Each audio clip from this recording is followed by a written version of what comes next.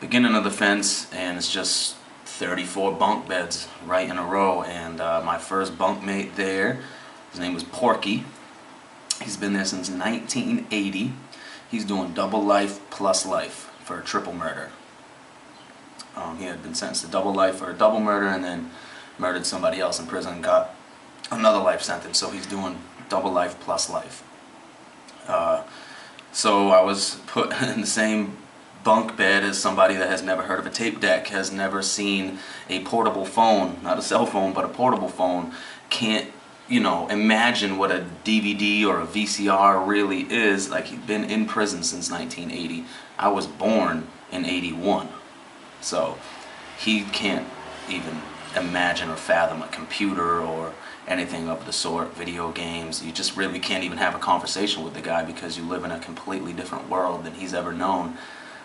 And he is what they call institutionalized. So at the same exact time every single day, and it happened to me and it happens to everybody, especially when you first come home, you are completely desensitized to everything. So the same things that would scare or shock or surprise people mean absolutely nothing to me or him or other people. And then you get institutionalized so that your body wakes up at the same time every day, it goes to bed at the same time every day, it eats at the same time every day, it stands up for count at the same time every day.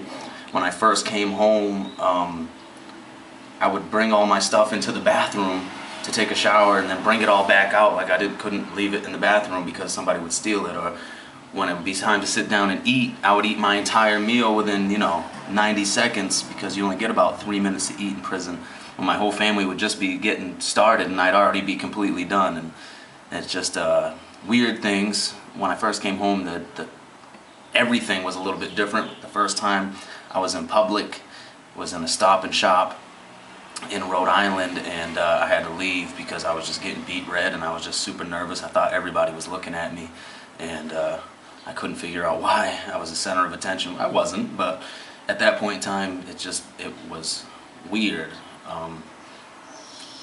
So the hardest thing to adjust to going into jail was certainly the fact that I knew nobody. And I grew up a popular kid. I was a captain of the track team, captain of the football team.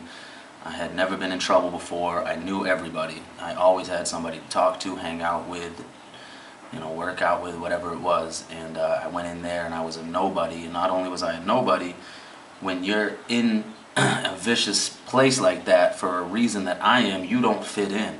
So I'm not a drug dealer or a murderer or a gangbanger or any of the sort. So I was an outcast in there. So nobody trusted me because they assumed I would tell on them because I had never been in trouble before. I'm a citizen, as they would call it, and I was really looked at differently than everybody else, and it made it a little bit tougher. Do I think I had a fair trial? Yeah, I do. I think that I made some more bad decisions where I probably should have taken the deal that they offered me, but I didn't. I thought I was going to win because our cars had never touched, but the more I learn about the law, the more I learn that I was wrong.